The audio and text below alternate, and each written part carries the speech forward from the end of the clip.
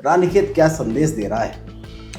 जब जो मौका मिलेगा क्षमा भी मांग लेंगे। और ये तो भोले बाबा ने भी कि उनने भी विश पिया था। तो विश पुरुष जो है, जो स्लीपर सेल है, वो मार्क्ड है, दिल्ली नाम जा रहे हैं। अब एवरीबडी इज मार्क्ड। वो मेरा व्यक्तिगत उनसे कोई खेत का झगड़ा नहीं है, मेरा झगड़ा कांग्रेस को लेकर था। हरीश रावत उन बूथ को या फिर उन विधानसभा सीट को चुनते हैं जहां पर मुस्लिम वोटर जाते हैं। और अन्ना हजारे जो एक जगलर मैं कहूँगा, मुझे कोई शक उसमें कहने में कोई वो नहीं है, लेकिन वो अन्ना हजारे क्या कर रहे हैं उत्तराखंड?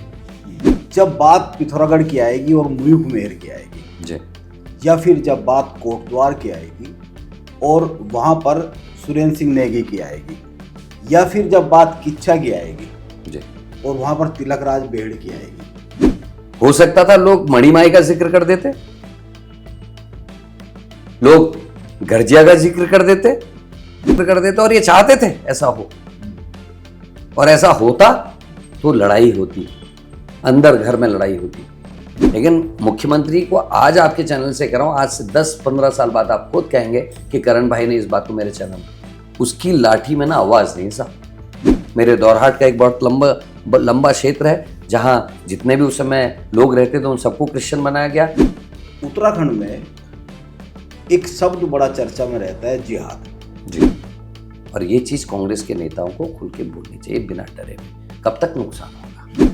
उस समय आरएसएस कहाँ थी? तो कर्नल साहब का खुद कहना है, बोले कांग्रेस तो राजनीति कर रही है। और मुख्यमंत्री के द्वारा नियुक्त व्यक्ति जब कोई स्टेटमेंट देता है तो निश्चित ही मुख्यमंत्री का स्टेटमेंट माना जाएगा, क्योंकि मुख्यमंत्री के प्रतिनिधि थे। वो स्वयं अपने मुंह से जब कह रहे कि 147 लाशें वहां हैं और हम नहीं निकाल पाए, तो ये हमारे लिए अलार्मिंग था। जब उत्तराखंड में कांग्रेस की बात हो और हरीश रावत की बात ना हो, ऐसा तो हो नहीं सकता। बिल्कुल। अभी दिल्ली में एक मीटिंग हुई, मुझे आदरणीय वेणुगोपाल जी का कॉल आया दिल्ली से कि धराली में बहुत इस तरह के कुछ समझौते हैं इस ट्यूनिंग में, या फिर ये ट्यूनिंग 27 को जीतने के लिए ही सचमुच है। नमस्कार, मैं योगेश राणा और आज राजनीति पर बातचीत में हमारे साथ है उत्तराखंड कांग्रेस के पूर्व अध्यक्ष कर्ण मेहरा। कर्ण मेहरा के स्थान पर अभी उत्तराखंड में गणेश गोदियाल को प्रदेश अध्यक्ष बनाया गया है और चर्चा यह है उत्तराखंड में कि कांग्रेस में बहुत लंबे समय बाद कर्ण मेहरा और गणेश गोदियाल की जो जोड़ी है वो बहुत अच्छा करती हुई दिख रही है, बड़ा अच्छा तालमेल दिख रहा है। लेकिन सवाल यह है कि यह तालमेल दिखने में अच्छा है या फिर इस तालमेल के जो पीछे की कहानियां हैं वो भी सचमुच इतना ही तालमेल है जितना जमीन पर दिख रहा है, सामने दिख रहा है। इन्हीं सब चीजों को लेकर अभी कर्ण मेहरा और गणेश गोदियाल दोनों ही धराली की यात्रा करके आए हैं। धराली बड़ा चर्चा में आ गया है, बहुत सारे सवाल खड़े हो गए हैं उत्तराखंड की सरकार को लेकर। बात उस पर भी करेंगे और बात कांग्रेस की कुछ अंदरूनी राजनीति को लेकर भी करेंगे और बात इस पर भी करेंगे कि आखिर दिल्ली की जो मीटिंग होती है, दिल्ली की मीटिंगों में ऐसा क्या होता है कि चर्चा देहरादून में शुरू हो जाती है। तो कर्ण मेहरा जी, आपका जनता टीम में बहुत बहुत वेलकम है। धन्यवाद। और बात शुरू यहीं से करते हैं कि जो नई टीम कांग्रेस के हाईकमान ने बनाई है, कैसा तालमेल चल रहा है?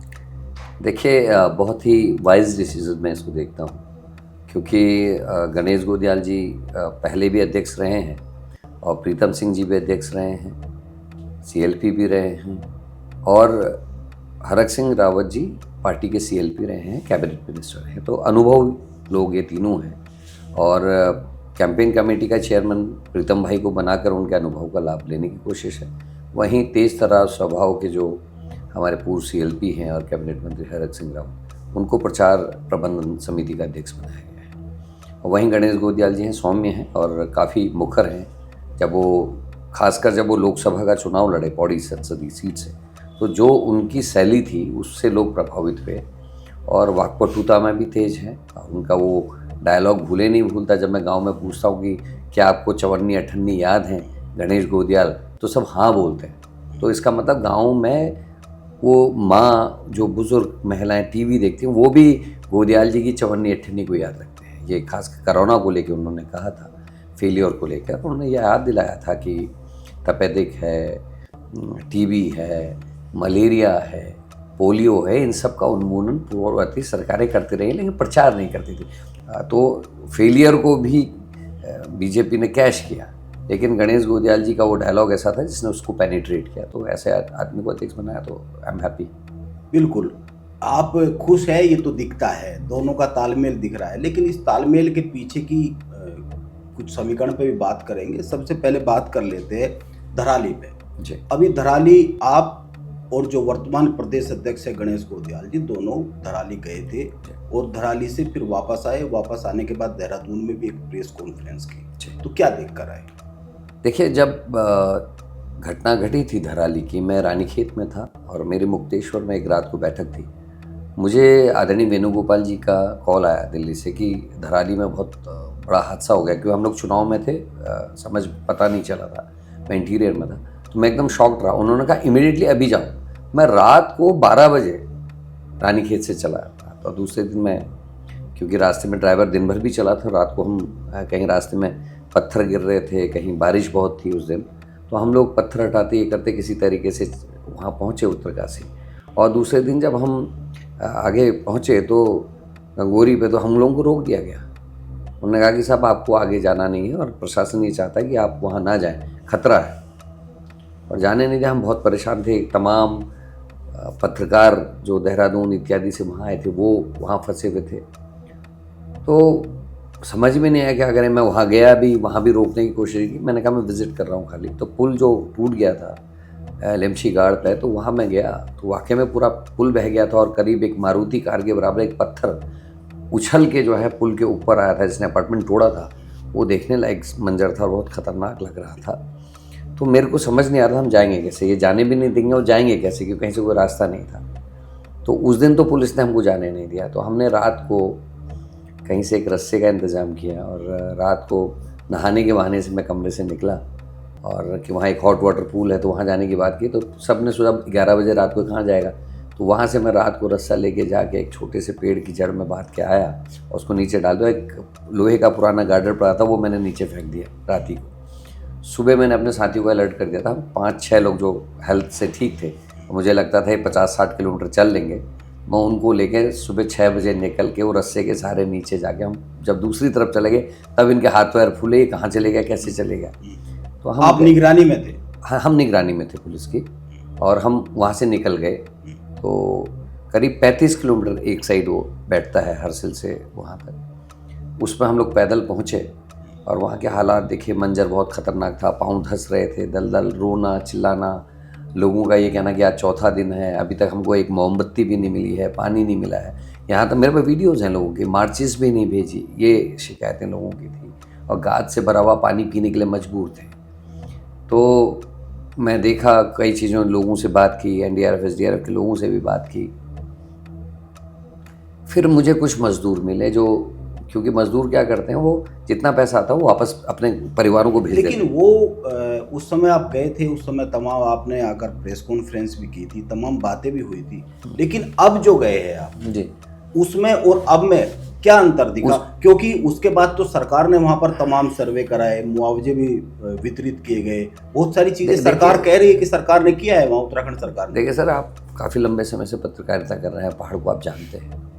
जो ऐसे इंटीरियर इलाके हैं, यहाँ 3-3, 4-4 पुश्तों की जमा पूंजी लगाई जाती है। वहाँ बैंक्स में लोग पैसा नहीं रखते, जेवर खरीद लिए, ज़मीन ले ली, कुछ इस तरीके से काम करते हैं। तो जो पैसा परिवार के दादा ने, पिता ने जमा किया था, मॉडर्न ज़माना आने के साथ लोगों ने अब होटल्स, होम स्टेज, इसकी ओर को लोग गए, क्योंकि पहले से तो यात्री घरों में रुक जाते थे, कम यात्री भी होते थे। अब वहाँ होटल्स की, होम स्टेज की, रिजॉर्ट्स की जरूरत पड़ी, तो उन्होंने अपनी जो 3 पुश्तों की जमा पूंजी थी वो वहाँ लगा दी, होम स्टे और होटल्स बनाने में। और उस दिन यही हो रहा था कि शायद इनको मुआवजा मिलेगा। एनडीआरएफ एसडीआरएफ दिख रहा था करीब 100-150 वहाँ उन कपड़ों में, लाल पीले कपड़ों में जो चमकते हैं रात को, उसमें वहाँ लोग दिख रहे थे, कुछ मशीनें दिख रही थी। हमको लगा कुछ शायद करेंगे। लेकिन जब मैं अभी गोदियाल जी के संग गया तो सन्नाटा था, एक भी आदमी वहाँ मदद करने वाला नहीं था। मकान जस के तस थे, जो डूब गए, जो फैल गए, कुछ मकान खोदे गए थे। तो मैंने लोगों से पूछा, वीडियोस आपको उपलब्ध हो जाएंगी, जिसमें वो ये कह रहे हैं कि साहब अपने पैसे से खुदवाया है। अब पता याद आई ना, जब उससे घबराहट से बाहर आए कि मेरा जेवर जो तीसरे नंबर के नीचे वाले कमरे में था, तो अब वो जेवर निकालना है, तो जेसीबी मशीन को बुलाकर उसको तेल का पैसा देकर, क्योंकि कम में करा रहे हैं तेल वेल का पैसा देके खुद आ रहे, तो वो बता रहे कि साहब 1.5 लाख का जेवर निकले लेकिन 60,000 तो मेरे खुदवाने में लग गए। तो सरकार कुछ नहीं कर रही, उनको उनके हाल पे छोड़ दिया, हालात पे छोड़ दिया। आज भी स्वच्छ पीने का पानी नहीं है, मेडिकल फैसिलिटीज़ आज भी वहाँ नहीं है, और लोग इस उसमें है कि मार्च के बाद जब वो वापस आएंगे, अब ठंड हो गई है तो लोग नीचे उत्तरकाशी की साइड चले गए हैं, साथ जाते हैं। उनका ये कहना है कि जब वापस आएंगे कहाँ रहेंगे? अभी तो पड़ोसी का जिसके 2 कमरे बचे वो दूसरे वाले को रख ले रहा है, लेकिन अभी जीवन भर नहीं चलने वाला है। तो उनका ये रोना और कोई मदद ना होना, जैसे मुआवजा भी है 5 लाख के हिसाब से कुछ लोगों को दे दिया, उसमें भी अब ये कह दिया कि 112 लोग हैं, 38 को दिया जाएगा, बाकी को कह दिया कि आपके मकान है। अब उन मकानों को आप सुरक्षित माने तो एफिडेविट दे दीजिए, सरकार दे कि भाई आप सुरक्षित स्थानों में आपके घर ठीक है, क्योंकि क्रैक्स आए हुए हैं, मकान टूट गए हैं, लेकिन स्ट्रक्चर दिख रहा है, कह रहे हैं इसमें रहो। एक व्यक्ति ने ऑन कैमरा कहा है कि मेरा घर खराब हो गया तो लिंटर जो है स्लैब वो लीक कर रहा है, मैं उसके ऊपर एक लकड़ी वकड़ी से अपना एक हट सी बनाना चाह रहा था रहने के लिए, उसका काम एसडीएम ने रुकवा दिया कि यहाँ निर्माण बना हो गया। तो फिर कहाँ जाएंगे वो लोग? जिसका 2 करोड़ का नुकसान हो गया, 1.5 करोड़ का नुकसान हो गया, उसको 5 लाख आप दे रहे हैं, कैसे करेगा? दूसरा, जो मकान पत्थर, मिट्टी और लकड़ी से बना गया, आपने देखा बड़ी सुंदर शैली है, क्योंकि वो भूकंप रोधी भी है, वो ठंड और गर्म दोनों चीज़ से बचाने का काम करते हैं। उसमें पत्थर की एक लेयर होती है, उसके बाद एक देवदार की लकड़ी पूरी बड़ी लगाई जाती है हिस्सों में इसी तरह से वो क्योंकि मजबूत है, और वो जो सेस्मिक जोन है उत्तराखंड, उसमें भी वो सुरक्षित है कि उसमें गिरते हैं तो किसी की डेथ होने का इसका चांसेस नहीं रहते। तो वो उनको कच्चे मकान की श्रेणी में रख गया ताकि मुआवजा कम देना पड़े। अब वो घर बनाना चाहते हैं, बनेगा उसी शैली में, क्योंकि सीमेंट कामयाब नहीं है सर, सीमेंट गल जाता है, ज़्यादा बर्फ़ अगर रहे कुछ दिन तो सीमेंट को गला देती है, साथ में जो वहाँ गिरने वाली ओस है जिससे पानी भी जम जाता है वो भी सीमेंट को खाती है। तो लेकिन इसमें सवाल ये आ रहा है कर्ण मेहरा जी, अभी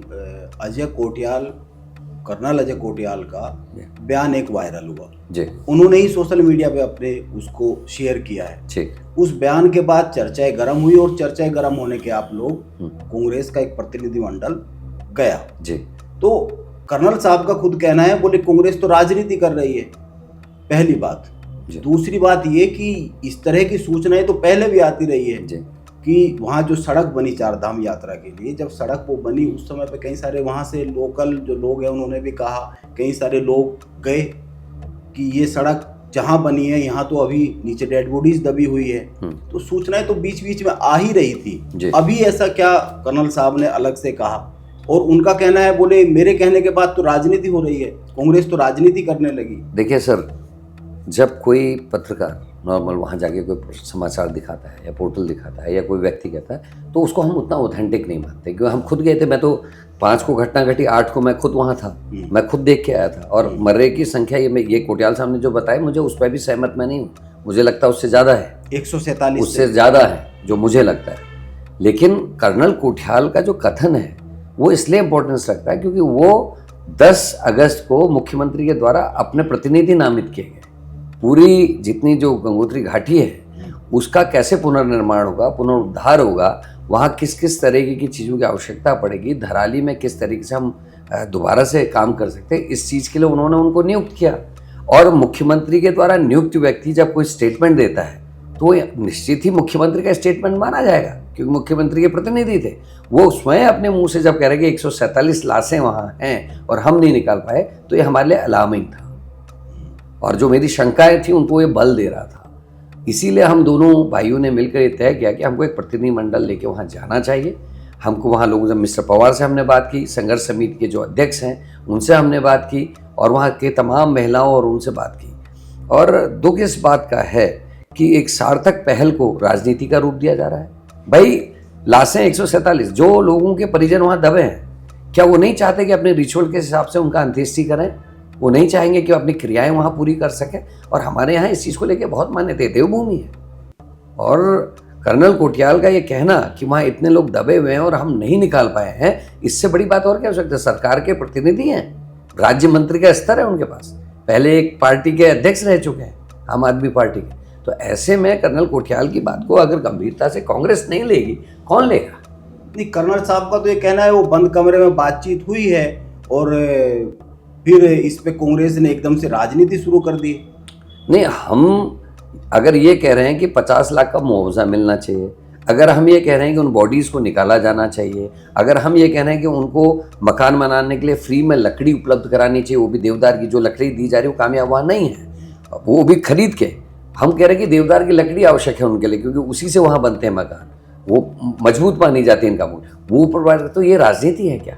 अगर हम अपने उत्तराखंड के लोगों के साथ खड़े हैं, उनके दुख में, उनकी तकलीफ में, तो ये राजनीति नहीं है। और अगर कर्नल कोटियाल और बीजेपी के नज़र में राजनीति है, तो हाँ, हम ऐसी राजनीति कई बार करेंगे और करते रहेंगे। बिल्कुल। एक बड़ी चर्चा है आजकल, वापस कांग्रेस पर आते हैं कि गणेश गोदियाल और कर्ण मेहरा तो बिल्कुल जय वीरू की तरह लगे हुए हैं, तो सचमुच लगे हुए हैं, भीतर खाने अभी भी कुछ तालमेल में कमी दिख रही है। क्योंकि अगर उत्तराखंड में ही देखेंगे, उत्तराखंड में कांग्रेस को सबसे बड़ी जो हानि होती रही है, ये तमाम फैक्ट्स इस तरह के दिखते रहते हैं कि या तो टिकट बंटवारे के समय अंदरूनी झगड़ों में हो जाती है, या फिर इसके अलावा भी जो अंदरूनी बार बार झगड़े दिखते रहते हैं उसके कारण होती दिखती है। और खासकर जब सत्ता परिवर्तन होता है संगठन में, एक व्यक्ति से लेकर प्रदेश अध्यक्ष की कुर्सी दूसरे व्यक्ति को दी जाती है, तो अक्सर ऐसा दिखता नहीं है। इस बार बड़ा दिख रहा है, ऐसा क्या कमाल हो गया है? देखिए, जब चर्चा हुई दिल्ली में ये परिवर्तन से पहले, दिवाली के बाद, और ये था कि परिवर्तन होगा, तो हम लोगों ने मन ही मन में ये बात, मेरे भी थी और शायद गोदियाल जी और सीनियर्स की भी रही, और बात में ये चर्चा भी आई कि हम सब जिम्मेदार कार्यकर्ता और प्रदेश के लिए हैं, राष्ट्र के साथ साथ, और हम लोगों को अपने हितों के लिए वो नहीं करना चाहिए जिससे कार्यकर्ता का नुकसान हो। क्योंकि जब सरकार नहीं आती तो कार्यकर्ता की छोटी छोटी उम्मीदें टूटती हैं। क्या मांगता है? अपने गांव के रास्ते, अपने गांव तक सड़क, स्कूल में टीचर्स, अस्पताल में डॉक्टर्स, उनकी छोटी छोटी डिमांड्स है। और जब उनकी सरकार नहीं होती तो वो निश्चित ही अपने आप को कमज़ोर महसूस करते हैं, और हम पिछले 10 साल से सरकार में लगभग नहीं है। तो ये हमारी बहुत ज़्यादा जिम्मेदारी है नेताओं की कि हम कोई ऐसा कदम या काम ना करें जिससे कार्यकर्ताओं की उम्मीदें टूटें। इस समय सबसे पहले भर्ती घोटाले के आरोपियों को सज़ा कैसे मिले, अंकिता और जो बेटों के साथ हुआ है उनके हत्यारों को या उनके अपराधियों को सज़ा कैसे मिले, कैसे किसानों के हित में हम काम कर सकें, कैसे बिगड़ती लॉ एंड ऑर्डर की व्यवस्था को हम ठीक करें, हमारा ये है। और ये हमको ताकत देता है सर कि हम एक साथ रहें और एक साथ मिलकर कांग्रेस को मजबूती के लिए काम करें। यही कारण है। बिल्कुल यही कारण है। लेकिन एक और बात आती है, बात ये आती है कि जो जिला अध्यक्ष, 27 जिले हैं जी संगठन के हिसाब से कांग्रेस के उत्तराखंड में जी, और जो 27 जिला अध्यक्ष आपके समय पे नियुक्त हुए थे या उनके नाम आगे रखे गए थे, तकरीबन 16 के आसपास तो वही दोबारा जी फाइनल हुए हैं जी। और उनमें भी कुछ लोग ऐसे हैं जिनमें ये माना जा रहा है कि उनको आप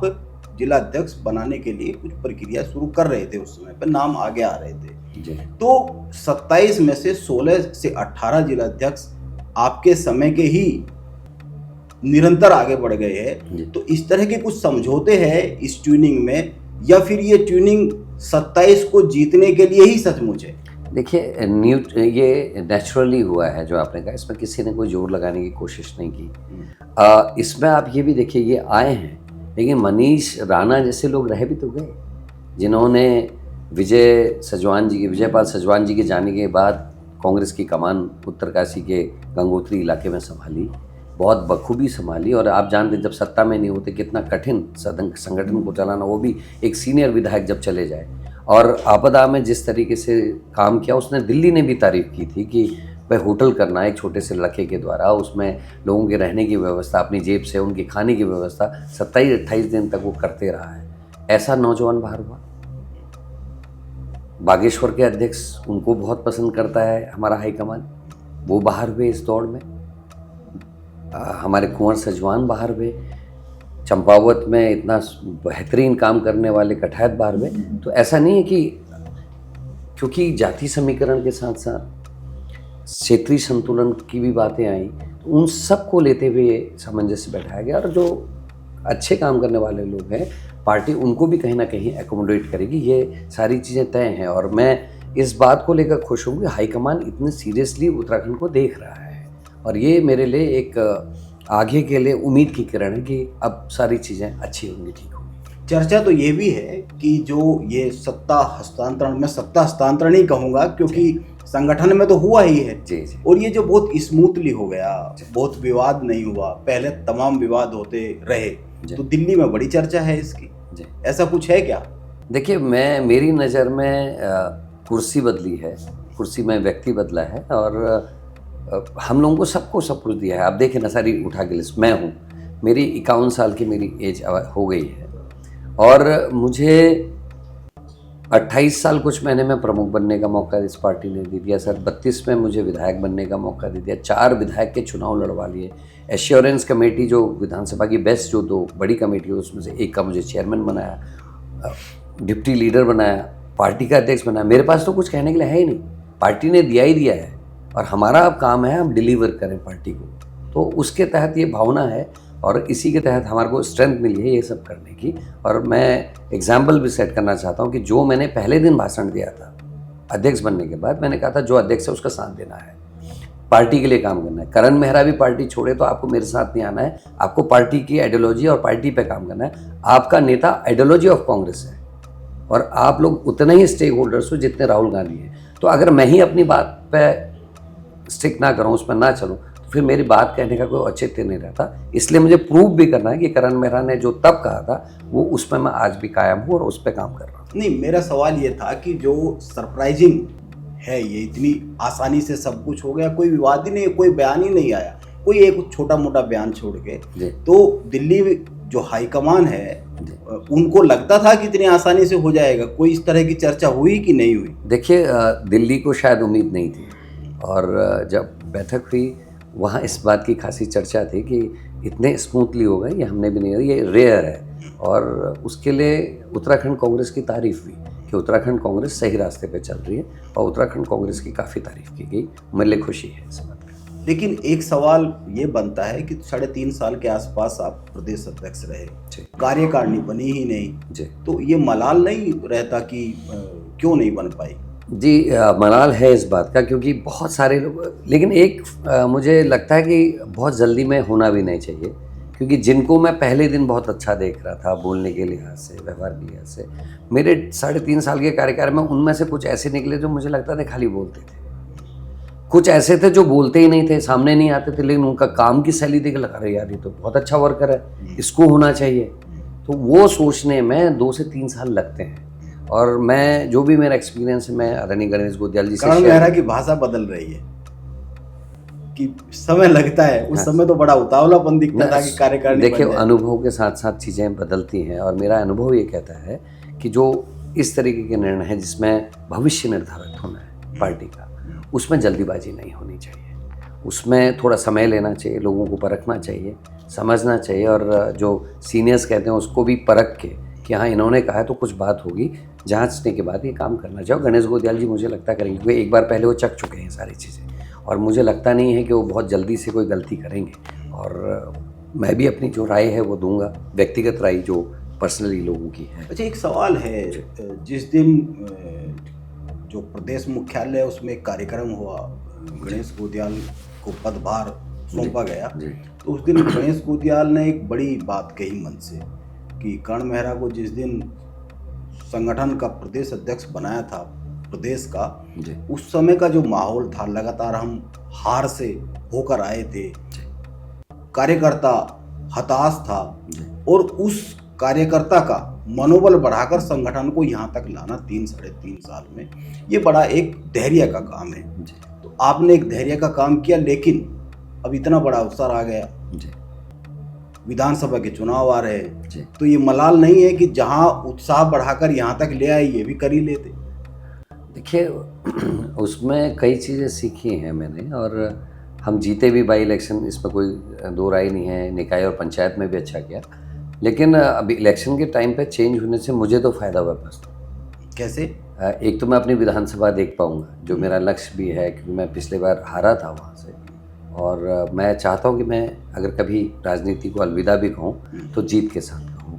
और मुझे मौका दिया मेरी पार्टी ने कि मैं अब 1 साल अपनी विधानसभा देख पाऊँ, ये मेरे लिए हितकर है। और दूसरा जो मेरा अनुभव है वो तो गोदियाल जी भी करेंगे, क्योंकि मैं गोदियाल जी के साथ जब बातचीत करूँगा, अपनी राय दूंगा तो वही होना है। बाकी मेरा कोई व्यक्ति नहीं है, मैं कांग्रेस के आदमी को देखता हूँ। क्योंकि जब जिला अध्यक्ष बनाया सर मैंने, तो आपने एक चीज़ नोटिस की होगी कि मैं उसमें से अधिकतर लोगों को जानता नहीं था पर्सनली, वो किस गुट के हैं, किसके आदमी, मैंने ध्यान ही नहीं दिया। मुझे जो यूथ कांग्रेस, NSUI या महिला कांग्रेस से निकले हुए साथी थे, उनमें जो वहाँ मजबूत दिखे मेरे दौरों के दौरान और लोगों से बातचीत के दौरान, मैंने बिना इसे हिचक के किस पार्टी का है मैंने उनको पर डिलीवर किया। और मैं खुश इस बात का हूँ कि सबने बहुत मेहनत से काम किया। बिल्कुल। एक बात और आती है आपके कार्यकाल को लेकर जी, आप कांग्रेस की लगातार हार के बाद संगठन को खड़ा करते हुए दिखे, लेकिन एक सच ये भी है आपके कार्यकाल में मेरा साहब कि बड़े लोग बीजेपी ने तोड़ लिए। तकरीबन जी, अगर आप 17 और 22 के चुनाव की बात करें तो 2 दर्जन के आसपास तो वो लोग तोड़ लिए जिनको कांग्रेस ने चुनाव लड़ाया था। भले ही वो हार गए, लेकिन कांग्रेस के वो एक उम्मीदवार थे। तो 27 को लेकर एक ये बड़ी चुनौती नहीं दिखती। सवाल 2 बनते, एक ये जो इतने लोग तोड़ लिए, ये जो एक स्पेस बन गया, गैप बन गया, इसको कैसे भरेंगे। दूसरा, 27 के लिए बहुत सारी सीटें ऐसी नहीं है जिन पर चिंता बनती हुई दिखती है, वहाँ अभी चिन्हित करने की जरूरत महसूस की जाती है। किसको तैयार कर देना चाहिए 27 के लिए? देखिए, ये परिवर्तन या जो इधर से उधर माइग्रेट होने वाली बात है, ये शुरू हो गई थी 2016 में। अगर आप देखें, हरीश रावत जी की सरकार जब थी, 9 विधायक गए थे। तो ये तो शुरुआत बीजेपी ने तब कर दी थी, और जो कमज़ोर पहलू थे हमारे, उन सबको उन्होंने पकड़ा। और ये सच है कि बीजेपी के आज भी 75% मंत्री कांग्रेस पृष्ठभूमि के हैं, MLAs भी। और ये अच्छा हुआ जो आपने कहा कि मेरे कार्यकाल में ऐसे लोग गए, क्योंकि मैं जिस सिस्टम को फॉलो करता हूँ अपने धर्म में, मैं राजयोग करता हूँ, ध्यान करता हूँ और शाम को क्लीनिंग करता हूँ। तो कोई गंदगी या जो ऐसी चीज़ें जो तुच्छ है वो हमारे संग रह नहीं सकती। और ऐसे लोग गए हैं, 1-2 को अपवाद में मानूँ, मथुरा दत्त जोशी का नाम लेने में मुझे कोई तकलीफ़ नहीं होती, और 1-2 और लोग हैं जिनके जाने का मुझे अफसोस रहेगा ताऊं। बाकी वो लोग गए हैं जो बहुत हल्के थे, छिछले थे, थोथे थे। और ये अच्छे टाइम पे गए, क्योंकि चुनाव से 1.5 वर्ष पहले लगभग वो लोग जा चुके हैं, और हमारे पास 1.5 साल का समय है कि वहाँ नए नेतृत्व को उभारने का काम करें। ये लोग वो भी तो थे जिनकी वजह से हमारी सेकंड लाइन आगे नहीं आ रही थी, जो दूसरों को मौका ही नहीं दे रहे। 2 बार हार गए, 3 बार हार गए, या किसी नेता के कहने पे जिनको टिकट मिला था। तो अब हम उस चीज़ से उभरे हैं, और मुझे लगता है कि हमारी जो तैयारियां हैं वो पुख्ता हैं। हमने अभी नाम अनाउंस भले ही नहीं किया, लेकिन हमको पता है किस विधानसभा में हमको किसको लड़ाना है। कांग्रेस अपनी तैयारी में है, वो नौजवान या नवयुवतियाँ अपनी तैयारी भी करें। लेकिन ये थोड़ा सा अंतर्द्वंद नहीं दिखता? एक तरफ आप कहते हैं और लगातार कह रहे हैं, हरीश रावत ने भी ये बात कही कि जो लोग चले गए वो चले गए, वो एक तरह से कचरा थे, साफ हो गया। दूसरी तरफ आप खुद कहते हैं कि जो बीजेपी को प्रमुख पदों पर बैठकर चला रहे हैं, वो मंत्री हो या फिर जो विधायक भी है बहुत सारे, वो वही लोग हैं जो कांग्रेस से चले गए थे। तो ऐसा नहीं है कि जो बहुत जिनके पास अपना वोट बैंक था, जिनके पास अपनी राजनीतिक जमीन थी, वो चले गए।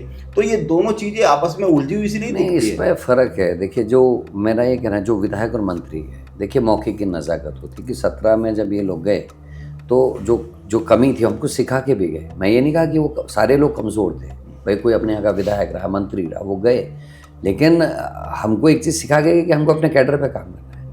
अच्छा, परिवर्तन पे आते हैं। जैसे अभी जो बदलाव किया गया, तो इसको अगर क्षेत्र के हिसाब से या फिर जातिगत समीकरणों के हिसाब से देखें तो बड़े ब्राह्मण चेहरे, गढ़वाल से गणेश गोदियाल, अगर आप चक्राता से प्रीतम सिंह को देखें, आप अगर कुमाऊं की तरफ से देखें तो आप एक ठाकुर चेहरे, और जो पर्वतीय हिस्सा है या फिर पूरे कुमाऊं का हिस्सा है उसको एक चेहरे के तौर पे उधर आपको इस्टेब्लिश किया। अगर आप और फिर देखें यशपाल आर्य को लेके, बड़े दलित चेहरे। तो गढ़वाल और कुमाऊं के पर्वतीय हिस्से को साधते हुए समीकरण दिखते हैं, लेकिन हरिद्वार और ऊधम सिंह नगर में ऐसा नहीं लग रहा है कि हरिद्वार और ऊधम सिंह नगर को कुछ संगठन में कम सी तरजीह दी गई है? नहीं सर, इस पर मैं थोड़ा सा डिफर करता हूँ। आप देखिए, ऊधम सिंह नगर की जहाँ पर बात आती है, यशपाल आर्य जी वहीं से विधायक हैं। हमारे एसटी के अध्यक्ष गोपाल भाई राणा वो ऊधम सिंह नगर से आते हैं। डिप्टी लीडर ऑफ पार्टी ब्राह्मण चेहरा है, युवा चेहरा है, हमारे भुवन कापड़ी वहीं से आते हैं। यूथ कांग्रेस के तत्कालिक अध्यक्ष सुमित्र बुल्लर वहीं से आते हैं। किसान मोर्चे के प्रदेश अध्यक्ष लाडी भाई वो वहीं से आते हैं। तो ऐसा नहीं है। हरिद्वार में भी हमारे यहाँ जैसे काजी निजामुद्दीन है, वो हमारे एमएलए हैं और वो दिल्ली में इस समय दिल्ली प्रदेश के प्रभारी हैं। और ममता राकेश है, वो हमारी चीफ विप रही हैं और उनको भी खासी तवज्जो मिलती है, क्योंकि पद इतने सारे नहीं हैं पार्टी के पास। लेकिन आने वाले समय में इस पर भी पार्टी काम करेगी। इस बात के लिए मैं आपसे कह सकता हूँ इस बात को, क्योंकि अभी जब संगठन हमारा बनेगा, पीसीसी बनेगी, आप उसमें देखेंगे बहुत महत्वपूर्ण जिम्मेदारियाँ तराई और इसको दोनों को, ऊधम सिंह नगर और हरिद्वार को, उसमें लिया जाएगा। जो क्योंकि पीसीसी का भी स्ट्रक्चर बहुत बड़ा नहीं इस बार बन रहा है, मैंने इससे पहले भी कहा था, छोटा स्ट्रक्चर बन रहा है और उसमें हरिद्वार को और ऊधम सिंह नगर को निश्चित ही एक बड़ा हिस्सा मिलेगा। अच्छा, उत्तराखंड में कांग्रेस की बात हो और हरीश रावत की बात ना हो, ऐसा तो हो नहीं सकता। बिल्कुल। अभी दिल्ली में एक मीटिंग हुई, पता चला कि अचानक से जो प्रदेश का नेतृत्व है, प्रदेश के बड़े नेता है, उनको राहुल गांधी के यहाँ से संदेश आया, मल्लिकार्जुन खड़गे के यहाँ से संदेश आया, दिल्ली बुलाया गया, बड़ी मीटिंग हुई। जम्मू कश्मीर में जो संगठन का सृजनात्मक काम चल रहा है उसको यशपाल आर्य देख रहे हैं, वो वहां से ऑनलाइन जुड़े। हरीश रावत की मौजूदगी नहीं रही, वे भी तो सीडब्ल्यूसी के मेंबर है और उत्तराखंड में कांग्रेस के सबसे बड़े नेता है। तो क्या ये जो बीजेपी में अक्सर होता रहता है मार्गदर्शक मंडल, ये क्या कांग्रेस ने भी स्वीकार कर लिया है? नहीं, मैं थोड़ा सहमत नहीं हूँ। अगर आप उस मीटिंग को गौर से देखें दिल्ली वाली को, उसमें कौन कौन थे? गणेश गोदिया, हरक सिंह रावत, प्रीतम सिंह जी, मैं और यशपाल आर्य, वो ऑनलाइन जुड़े। चूंकि 3 उसमें ऐसे लोग थे, 4 लोग जो अभी अभी जिनको पद दिए गए। हरीश रावत जी को ट्रेनिंग देने की जरूरत नहीं है, उनको पता है क्या करना है। पर यशपाल आर्य जी एज ए सीएलपी वहाँ थे, वो होना ही है। अगर पार्टी की कोई बैठक है सीएलपी होते हैं। अध्यक्ष के तौर पर गणेश गोदिया है, बट उसके बाद भी उनके संग एक और चीज़ थी, वो नए हैं, मतलब पहली बार उनको पदभार मिला है। प्रीतम सिंह जी चुनाव प्रबंधन समिति देख रहे हैं, कैंपेन कमेटी के चेयरमैन है, चुनाव प्रचार समिति के, और हरक सिंह जी कैंपेन कमेटी मतलब उसके प्रबंधन समिति के। मेरे को नया सीडब्ल्यूसी में लिया गया है, तो हम लोगों को दिशा निर्देश देने के लिए वो बैठक थी। और उसमें रावत जी तो खाटी नेता हैं कांग्रेस के, और वो तो उसी लेवल पे हैं, तो वो तो महामंत्री भी रहे हैं कांग्रेस के। तो ऐसा नहीं था, नए लोगों को बुलाकर उनको क्या डायरेक्शन है, कैसे आगे चलना दिया गया। 9 तारीख की बैठक में हरीश रावत जी भी होंगे, ऐसा मेरा मानना है, दिल्ली में जो हो रही है। जी ठीक है, लेकिन मीटिंग से राजनीति क्या है? राजनीति नैरेटिव से चलती है। राजनीति में मीटिंग्स के कौन किससे मिल रहा है, इनके संदेश जाते हैं। तो संदेश ये गया कि हरीश रावत को क्यों नहीं बुलाया गया। संदेश एक और गया, जब जो नई टीम बनाई गई, संदेश ये गया कि जब से उत्तराखंड राज्य का गठन हुआ है, वो चुनाव किसी न किसी रूप में, या तो वो प्रदेश अध्यक्ष रहे हैं, या फिर चुनाव प्रचार समिति के अध्यक्ष रहे हैं, या किसी न किसी रूप में वो हरीश रावत के नेतृत्व में लड़ा गया है। इस बार सीधे तौर पर संगठन में उनकी कोई भूमिका नहीं दिखती है। इसके पीछे क्या कोई कैलकुलेशन है, क्या समीकरण है कोई? देखिए, हरीश रावत जी को बांधना नहीं चाहती पार्टी किसी एक पर्टिकुलर चीज़ में, जो मेरे को लगता है। अनुभव लंबा है और उनके अंदर सबको समाहित करने की ताकत है। कोई उनका विरोधी हो या उनका समर्थक हो, वो जब जिसको बोल देते हैं कुछ, तो ना कोई नहीं कहता। ये मेरा अपना अनुभव है। और हरीश रावत जी ने खुद अपने मुंह से एक बात को मंच से कहा कि 5 रुद्राक्ष मिले हैं, पंचमुखी रुद्राक्ष का है। लेकिन पंचमुखी रुद्राक्ष को कंठी बनाने का काम के लिए तागा चाहिए होता है, जो उसको पिरो के गले में जिससे बांध सकते। तो वो कंठी के तागे के रूप में मैं हरीश रावत जी को देखता हूँ, क्योंकि उनका अनुभव का फ़ायदा हम लोग को मिले। पॉजिटिव चीज़ें वो जो भी हमको बताएं उसको फॉलो करें, तो निश्चित ही 2002 में जिस तरीके से वो कांग्रेस को लेकर आए, बहुत बुरी दशा 2002 से पहले थी, जो हम लोग अनुभव करते, उसमें हम प्रचार करते थे कार्यकर्ता के रूप में।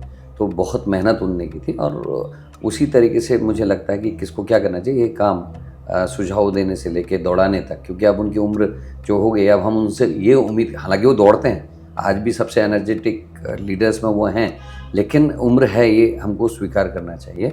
और हम लोगों को कहाँ जाना है, किसको क्या करना चाहिए, दौड़ भाग करनी चाहिए, इसके बारे में हरीश रावत जी सलाह मशवरा देते रहेंगे और खुद भी जाएंगे और हम लोगों को भी काम देंगे। हरीश रावत जी को आपने कहा कि जो कांग्रेस के रुद्राक्ष है उनके लिए वो धागे का काम करते हैं, लेकिन उसी मंच पर जहां उन्होंने ये कहा, उसी मंच पर वो विश्व पुरुष की बात करते हैं। तो ये कई बार समझ में नहीं आता कि कांग्रेस में विश्व पुरुष क्या, ये संगठन बदल गया, नेतृत्व बदल गया, अब भी कौन विश्व पुरुष है? मुझे लगता है कि अलग अलग भाषा है, शब्दों के चयन पे फर्क है। जैसे मैंने भी एक बार कहा था स्लीपिंग सेल्स, और मेरे ख्याल से कांग्रेस में सबसे आपने एक बार नहीं कई बार कहा है। मैंने स्लीपिंग सेल्स, उनका मेरे को लगता है कि तात्पर्य उनकी तरफ है, क्योंकि मैं महसूस करता हूँ जब मैं नया नया बना 4-5 महीने में, शुरू में मुझसे भी बहुत सारी गलतियाँ हुई, क्योंकि कुछ लोग ऐसे होते हैं जो जब कोई पद में आता है तो उसके नज़दीक आ जाते हैं, अब वो कुछ ऐसी चीज़ें बोलते हैं जिससे आदमी प्रभावित होता है, और अगर अनुभव ही है तो शायद ना हो, लेकिन जिसने सबको नहीं जानता व्यक्तिगत रूप से, तो वो प्रभावित होने की संभावना उसमें रहती है। और उन लोगों को लेकर मुझे लगता है उन्होंने ये बात कही होगी कि ऐसे लोगों से बचें जो पार्टी के अंदर एक दूसरे से भिड़ाने। विश्व पुरुष कौन? जो किसी के लिए, दूसरे के लिए, एक व्यक्ति के मन में वैमनस्य पैदा करे। तो वैमनस्य पैदा कौन करता है? जो चुगली करता है। तो उनका मेरे को लगता है ऐसे लोगों की ओर। लेकिन कांग्रेस में इशारों में बातें कहने का बड़ा चलन है, जैसे वो विश्व पुरुष कह रहे, आप लगातार, आपने कई बार कहा, प्रेस कॉन्फ्रेंस तक में कहा कि स्लीपर सेल है, और मुझे जहां तक याद आ रहा है शायद एक बार गणेश गोदियाल ने भी कहा, ये एक लाइन उन्होंने भी शायद कहा ईडी के घेराव में। हाँ, एक बार कहा ईडी के घेराव में, सही कह रहे हैं आप। तो लेकिन नाम कोई बताता नहीं है, केवल नहीं, नाम हम लोगों ने दिल्ली बताए हैं। अच्छा। और अब चर्चा होने लगी, खासकर जब से सुरेंद्र शर्मा जी हमारे सह प्रभारी बन गए हैं, वो काफ़ी खुल के बात कर लेते हैं। तो हम लोग किसी का बिगाड़ने के लिए नहीं कहते, बट हम लोग बताते हैं कि ये व्यक्ति ऐसा। तो विश्व पुरुष जो है, जो स्लीपर सेल है, वो मार्ग है, दिल्ली नाम जा रहे हैं। अब एवरीबडी इज मार्क्ड, सबको पता है कौन कौन है, तो उनकी बातों को सुना जरूर जाता है, पर उसमें कोई एक्शन नहीं लिया जाता। लोग समझते हैं कि क्या कर रहे हैं। अच्छा, एक और सवाल आता है, खासकर हरीश रावत की राजनीति को लेकर। अभी कांग्रेस में उनका कद अगर उत्तराखंड में देखें तो सबसे बड़ा है नेता के तौर पर, अनुभव के तौर पर। बीजेपी के विधायक विनोद चमोली ने एक बात कही जी, उन्होंने कहा कि हरीश रावत उन बूथ को या फिर उन विधानसभा सीट को चुनते हैं जहां पर मुस्लिम वोटर ज़्यादा है। अगर आप 22 के चुनाव की बात करेंगे तो मुस्लिम यूनिवर्सिटी का मुद्दा उठा, और ये बात कांग्रेस के ही कई सारे लोगों ने ये स्वीकार की कि उस मुद्दे का कांग्रेस को नुकसान हुआ। तो हरीश रावत का चेहरा जैसे जैसे बाहर आता है, आगे आता है, बीजेपी एक ये मुद्दा उठा देती है मुस्लिम यूनिवर्सिटी का या फिर उन सीटों का। विनोद चमोली का कहना है कि वो चुनाव लड़ने के लिए भी वही सीट चुनते हैं जहां मुस्लिम वोटर का कैलकुलेशन कांग्रेस के फेवर में आता है। तो क्या ये एक वजह है हरीश रावत की एक्टिविटी बढ़ने के बाद, जो बीजेपी ये नैरेटिव बनाती है, बीजेपी ये बात करती है, इसका कांग्रेस को नुकसान होता है? देखिए, लोग हल्के हल्के समझ जाते हैं, और मेरे को लगता नहीं कि हरीश रावत ने अपने मुंह से कहीं यूनिवर्सिटी बनाने की बात की। एक आदमी की ज्वाइनिंग थी और उस आदमी ने 9 या 10 बिंदुओं का एक पत्र दिया, तो उसमें एक बिंदु ये भी था। और ये नहीं होता कि किसी ने पत्र दे दिया तो उसमें सारे बिंदु स्वीकृत हैं। दूसरा, मैं ये कहता हूँ कि जो लोग ऐसी बातें करते हैं उनको बनारस यूनिवर्सिटी का जो है इतिहास पढ़ना चाहिए, कैसे उसकी स्थापना की, स्थापना करने वाले कौन थे।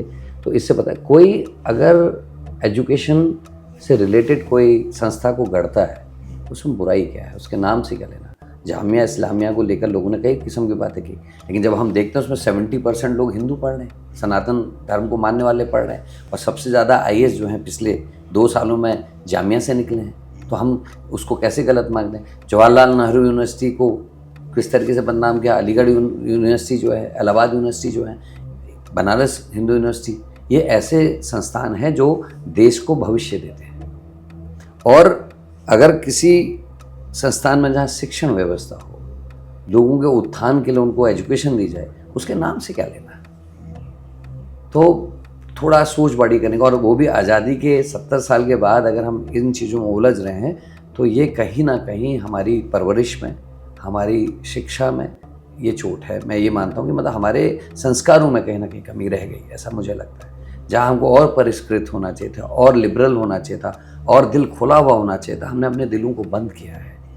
हम आज उस स्थिति में खड़े हैं जब अब्दुल हमीद का नाम नहीं लेते लोग, उसके ड्राइवर को महिमा मंडित करते हैं, जिसका लड़ाई में कोई ज़्यादा बड़ा हाथ नहीं था। अब्दुल हमीद ने 5 पेटेंट टैंक तोड़े थे अमेरिका के, पाकिस्तान को दिए हुए, और नाम कमाया था, अमेरिका को थर्राने का काम किया था। वो अब्दुल हमीद आज पीछे चले गए, पर्दे के नेपथ्य में चले गए। और अन्ना हजारे जो एक जगलर मैं कहूँगा, मुझे कोई शक उसमें कहने में कोई वो नहीं है, कहाँ है लोकपाल? क्यों नहीं बोल रहे आज लोकपाल? आज जब उनकी फेवर की, उनके लोगों की सरकारें आ गई, वो चुप हो गए। किसान मरे, वो चुप हो गए। जब महाराष्ट्र से, बिहार के, उत्तराखंड के, यूपी के लोगों को मार के भगा गया, यहाँ तक कि टैक्सी ड्राइवर्स को मार के भगा गया, वो मौन लेके बैठे रहे। वो बहुत बड़े राष्ट्रवादी बनते हैं। तो ऐसे लोगों का जब महिमा मंडित होगा, अब्दुल हमीद जैसे लोगों को नीचा दिखाया जाएगा, उनको नेपथ्य में डाला जाएगा, तो भारत का भविष्य क्या हो सकता है? तो ये मुस्लिम यूनिवर्सिटी एक बड़ा इशू नहीं था, उसको बनाया गया, उसको गढ़ा गया। और अगर कहीं कोई शिक्षा ग्रहण करता है, अच्छा स्कॉलर बनता है, देश के काम आता है, तो क्या हर्ज है?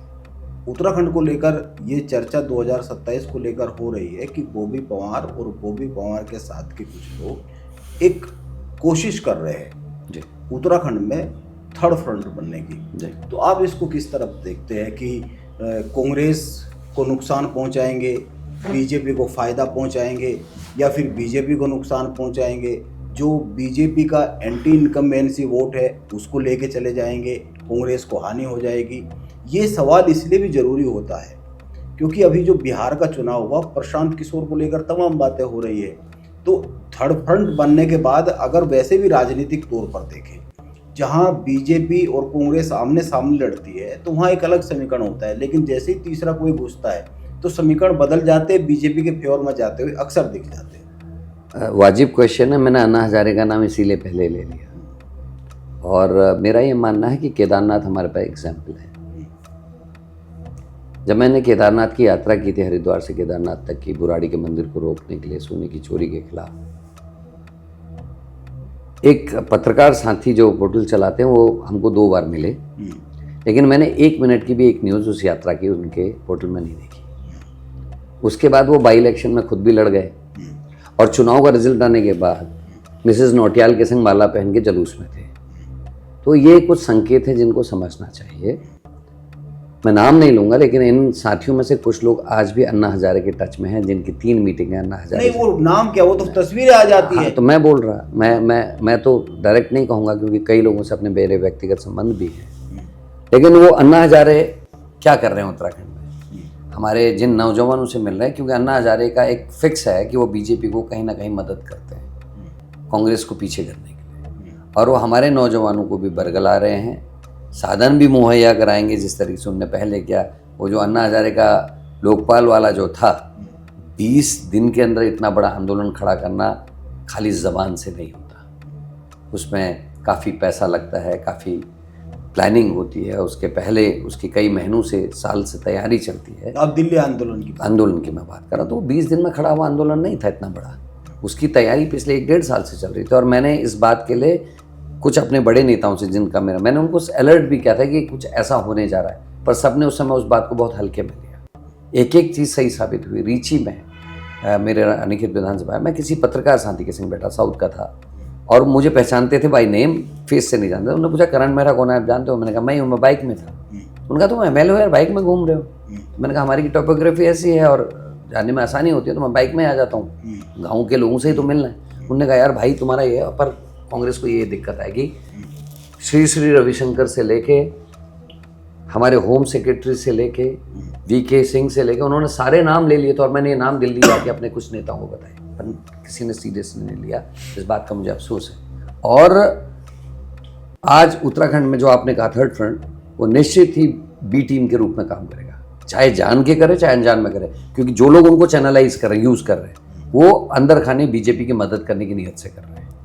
क्योंकि मैं कैडर की बात कर रहा हूँ, आज मैं ये मानता हूँ कि कांग्रेस का वोटर बहुत ज़्यादा है, लेकिन हमारे जो नीचे उसको फसल को काट के पहुंचाने वाला है घर तक, वो स्थिति कम है हमारे पास। वो एक दिन में गणेश को दूध पिलाने वाले लोग हैं। और ऐसे में जब कोई तीसरी फोर्स आती है तो एंटी कम्युनिस्ट जो है गवर्नमेंट की, उसको खा जाती है।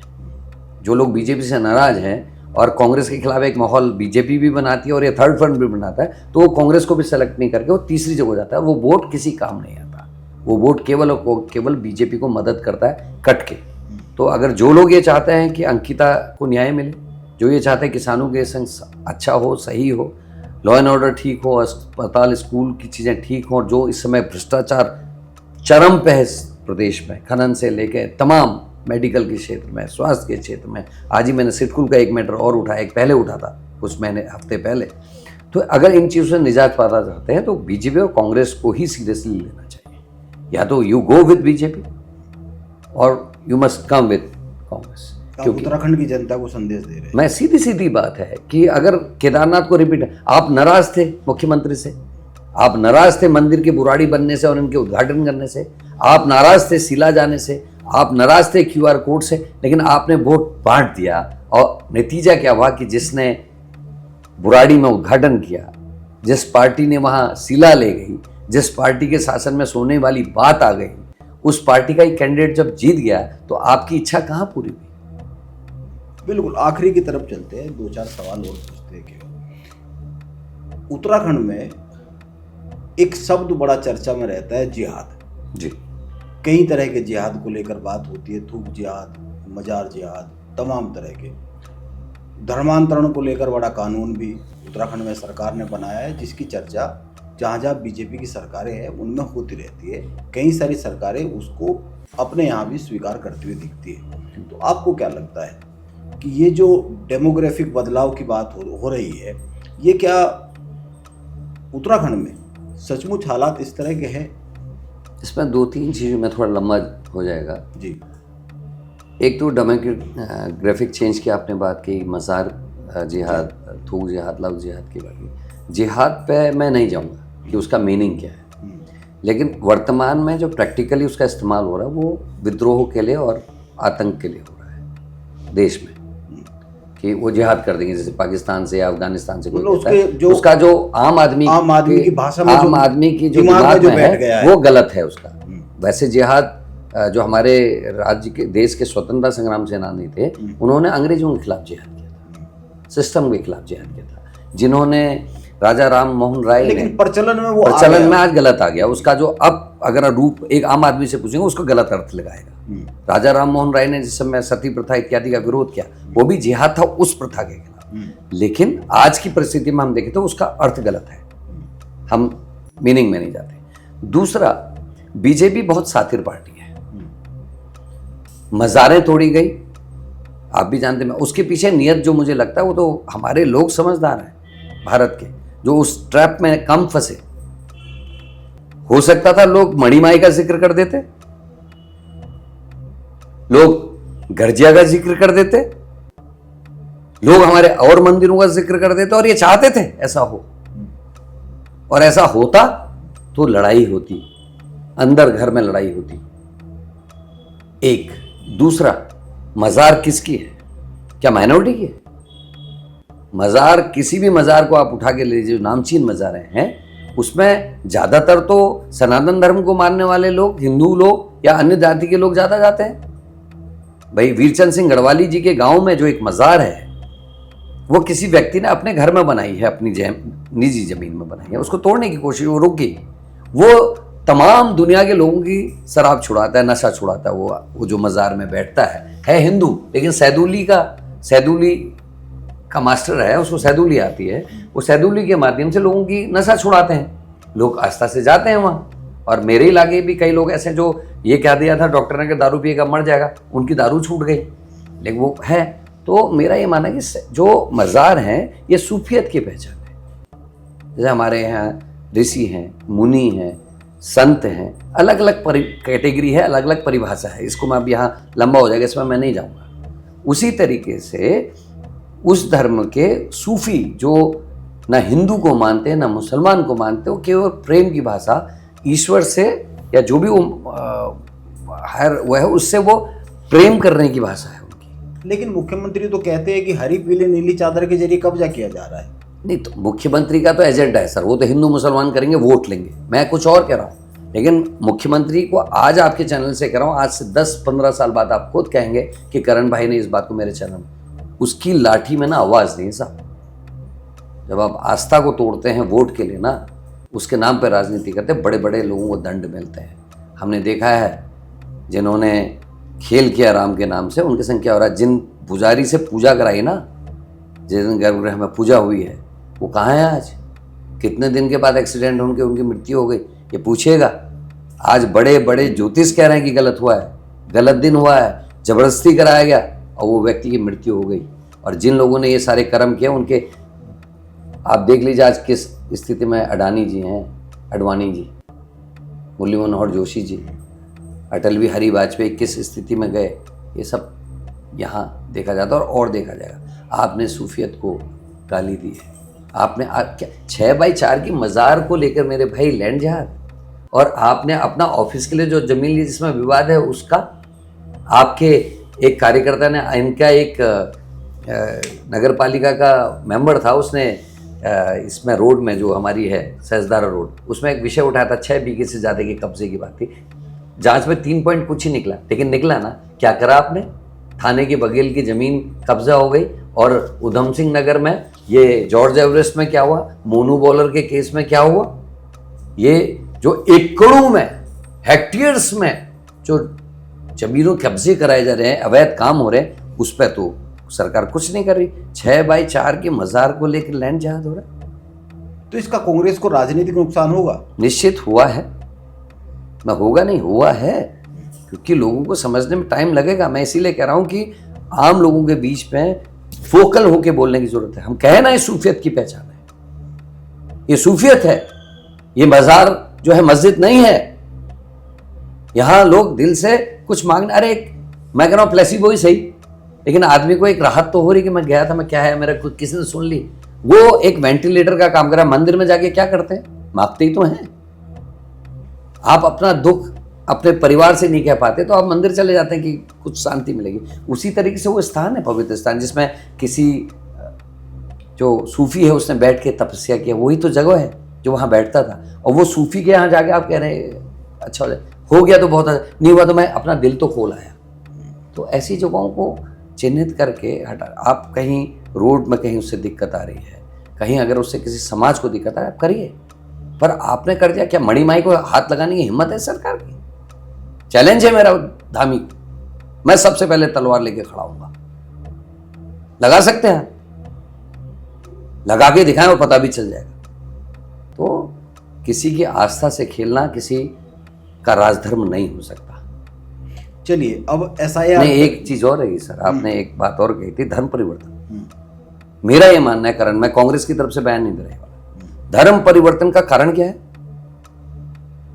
आज आप धर्म परिवर्तन में बात कर रहे हैं, 24 से लेके 47 तक तो बहुत सारे धर्म परिवर्तन हुए, जब मैक्सिमम गांव के गांव को क्रिश्चियन बनाया गया अंग्रेजों के समय में।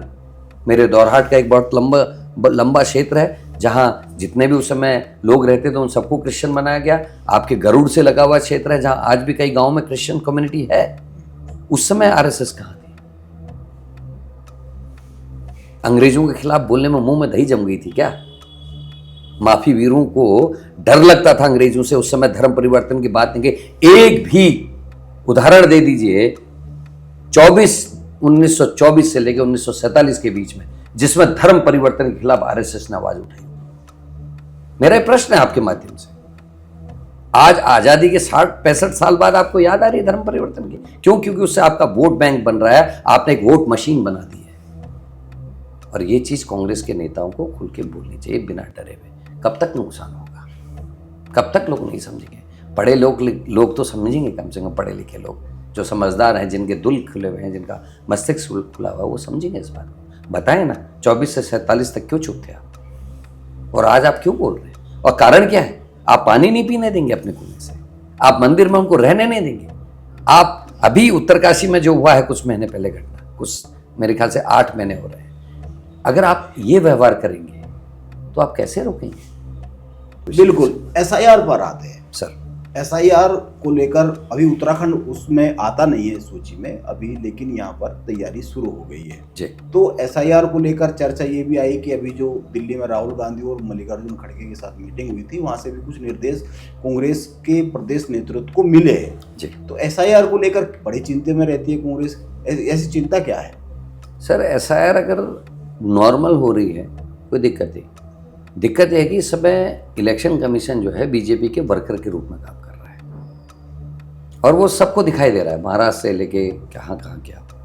और यहाँ अभी एसआईआर घोषित नहीं हुआ, लेकिन जिस तर्ज पे गाँव में काम करना शुरू किए हैं और जो अधिकारी इसके लिए अपॉइंट है वो बीजेपी के मंडल अध्यक्ष से लेके उनके दूसरे अध्यक्षों से मिलकर बातचीत करके उस चीज़ को कर रहे हैं, वो हमारे लिए चिंता का विषय है।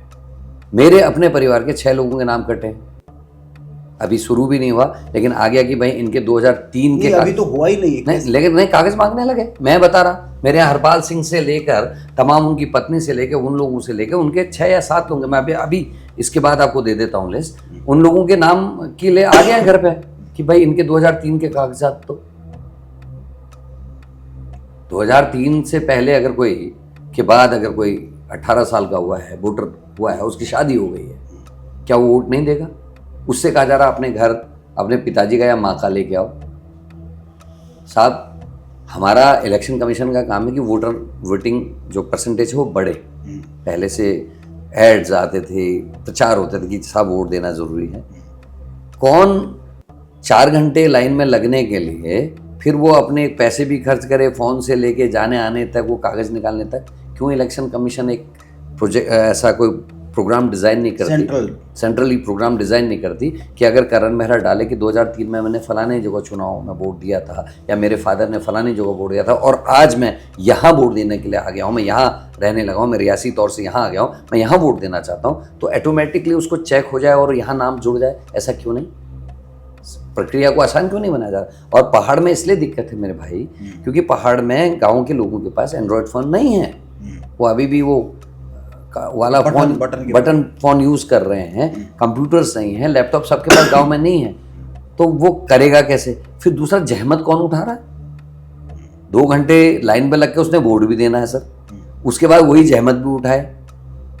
पार्टियां अपने लाभ के लिए हो सकता है अप्रोच करे, लेकिन ये अगर कोई निर्दलीय लड़ रहा या कोई स्थानीय कोई पार्टी है, छोटी पार्टी जिसके पास साधन कम है, वो चुनाव लड़ा, उसका क्या होगा? वो तो उसकी तो कैपेसिटी नहीं है इतना कि हर जगह जाके वो वोट बना ले, और आम आदमी खुद इसमें इंटरेस्ट नहीं लेगा, मेरा ऐसा मानना है। उसको क्या फर्क पड़ रहा कोई जीत रहा कोई हार रहा? अभी तो हमारे यहाँ धर्म के नाम पर वोट पड़ रहे हैं, जाति और इलाके के नाम पर वोट पड़ रहे हैं, डेवलपमेंट पे तो बहुत कम लोग वोट डाल रहा है, एजुकेशन पे, हेल्थ पे तो कम लोग वोट डाल रहा है। ये कड़वा सच है, इसको बुरा मानने की जरूरत नहीं है। तो ऐसी कंडीशन में हम जो काम कर रहे हैं ये क्या ठीक है? मेरा मानना है कतई ठीक नहीं है। आपको मदद करनी चाहिए। ये तो इलेक्शन कमीशन ने खुद उनसे कहना कहाँ अच्छा चेक कर लेते हैं भाई, अपना लैपटॉप लेके उनका आदमी जाए, जैसे हमारे आधार कार्ड में रहते, जाए पूछे भाई इतने लोग हैं, कौन हो? अच्छा आप लोग हैं, आपका कहाँ था वोट? अच्छा, वो अपने उसमें चेक करे, प्रोग्राम करे, हाँ ठीक है या गलत है करके देन एंड देयर करे, तो बात समझ। आप कह रहे हैं कि साहब कांग्रेस और बीजेपी करे, नहीं है आपका किसी क्षेत्र में संगठन मजबूत, क्या करेंगे? तो ये चीज़ें हैं जो नुकसान कर रही हैं। आखिरी 2 सवाल पे आते हैं। एक सवाल ये है कि जो गणेश गोदियाल और कर्ण मेहरा के बीच में एसोसिएशन दिख रही है जी, जब बात पिथौरागढ़ की आएगी और मयूख मेहर की आएगी जी, या फिर जब बात कोटद्वार की आएगी और वहाँ पर सुरेंद्र सिंह नेगी की आएगी, या फिर जब बात किच्छा की आएगी जी, और वहाँ पर तिलक राज बेहड़ की आएगी, पिछले कुछ समय में इन 2-3 जो नेता है अपने अपने इलाके के विधायक भी है, इनमें बड़ा मतभेद दिखा आपसे, तो फिर इसको लेकर कैसे रास्ता बनेगा? देखिए मेरे मतभेद नहीं है, पहले तो मैं क्लियर करूँ। जहाँ तक सवाल है मयूख मेहर जी का, मैं चुनाव लड़ना, मैंने किसी को चुनाव नहीं लड़ाया, मैं पार्टी का अध्यक्ष था। मयूख मेहर जी ने एक व्यक्ति को निर्दलीय चुनाव लड़ाया और उस व्यक्ति के प्रचार में उन्होंने सब बातें की, और अध्यक्ष रहने के नाते जो मुझे करना चाहिए था अपने कैंडिडेट के पक्ष में, और जो लोग पार्टी से विद्रोह करके उनके खिलाफ बोलना था, मैंने किया। वो मेरा व्यक्तिगत उनसे कोई खेत का झगड़ा नहीं है, मेरा झगड़ा कांग्रेस को लेकर था। और ये डिसिप्लिन में भी नहीं आता कि भाई पार्टी ने किसी आदमी को अधिकृत प्रत्याशी बनाया है और आप एक व्यक्ति को विधायक होते हुए खिलाफ खिला करते हैं और बातें करें, वो ठीक नहीं था। वो उसमें मेरी गलती नहीं है। हाँ, अब क्योंकि मैं अध्यक्ष नहीं हूँ, मेरे उनसे कोई झगड़े नहीं है, अध्यक्ष के तौर पे मैं अपनी जिम्मेदारी के तहत उनके खिलाफ था। अब पार्टी के जो शीर्ष नेतृत्व है वो बैठ के तय करे कि उसको क्या करना है। उसमें भविष्य का भी निर्धारण होना है कि आने वाले समय में आप क्या संदेश देना चाहते हैं। उसमें ये भी तय होगा कि आपका भविष्य की राजनीति कैसी होनी है पार्टी की। आप कैडर की बात करेंगे, आप शुचिता की या डिसिप्लिन की बात करेंगे, या आप और चीज़ करेंगे, ये उस शीर्ष नेतृत्व को तय करना है जो 6-7 लोग बैठते हैं। और रही किच्छा की बात, तो किच्छा में भी मेरा और उनका व्यक्तिगत कोई झगड़ा ही नहीं है। व्यक्तिगत तौर पर बड़े भाई मानता हूँ उनको, वो मेरे मिनिस्टर भी रहे। वहाँ संगठन को लेकर जो बात है वो गोदियाल जी देखेंगे। और क्योंकि अब तो सृजन है, करण मेहरा ने तो सृजन किया नहीं, तो अब तो सृजन प्रभारियों ने आगे किया है। तो मुझे जिलाध्यक्ष, महानगर अध्यक्ष उसी को लेकर टसल होती थी। अगर अब वो खत्म हो गई तो मेरा उनसे कोई झगड़ा नहीं। अब आगे आने वाले समय में जो भी वो करेंगे उसका निर्णय हाईकमान करेगा। कोटद्वार में भी मैंने पूरा सहयोग किया है, क्योंकि मुझे लगता नहीं कि मैं उनके खिलाफ कहीं गया हूँ। लेकिन टिकट जिस समय बटा, अकेले तो करण मेहरा थे नहीं, 6 लोगों की संयुक्त टीम ने टिकट्स का बंटवारा किया, तो उसमें अकेले करण मेहरा को दोषी क्यों? भाई 6 लोग जब एक साथ सामूहिक बैठ के निर्णय ले रहे हैं, लेकिन अध्यक्ष होने के नाते विष तो मेरे को पीना है और मैंने पिया अभी। नहीं तो उनको जिस व्यक्ति ने उनके खिलाफ अनाप शनाप चीज़ें सोशल मीडिया में डाली थी, उसको दैनंदिया 6 साल के लिए निष्कासित मैं नहीं किया था।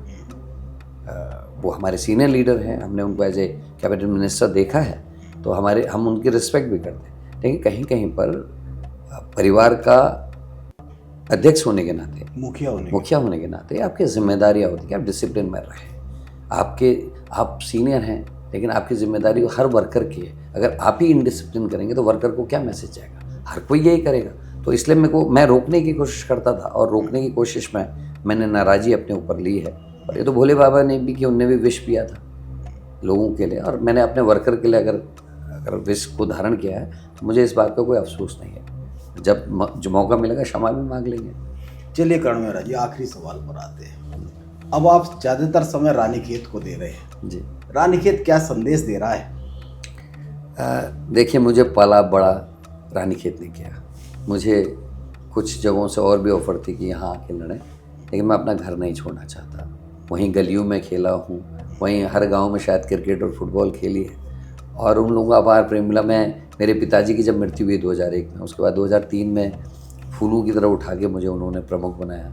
उसके बाद अजय भट्ट जैसे दिग्गज से, जो बीजेपी का सबसे बड़ा चेहरा उस समय था, मुख्यमंत्री के दावेदार थे, उस समय मुझे एक छोटे से लड़के को जिता के भेजा। कपड़े भी नहीं थे सफ़ेद रंग के, शायद आपने याद होगा, मैं जब विधानसभा आया मेरे पास कपड़े नहीं थे, जीन्स टी शर्ट में ही मैं था।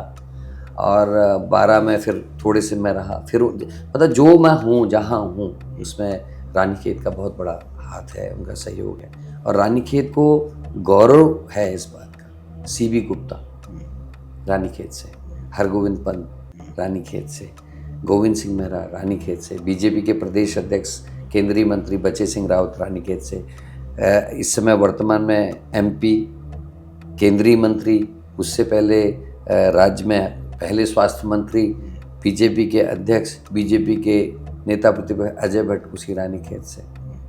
उसी रानीखेत में मुझे भी मौका मिला है, तो मेरे लिए इससे गौरव की कोई बात नहीं हो सकती। और वहाँ से लड़ने का मज़ा एक अलग है, बात अलग है। तो मैं वहीं समय ज़्यादा दे रहा हूँ और चाहता हूँ कि वहीं से बनूँ और वहीं की मिट्टी में मिल जाऊँ। बिल्कुल, करण मेहरा का कहना है कि रानीखेत अच्छे संकेत दे रहा है और रानीखेत ही दिल में बसता है। अब ये 2027 में रानीखेत क्या फैसला लेगा, ये तो 2027 में पता लगेगा। करण मेहरा से बड़ी लंबी बात हुई, बड़े अलग अलग विषय पर बात हुई। करण मेहरा जी, बहुत बहुत धन्यवाद आपका। Thank you sir.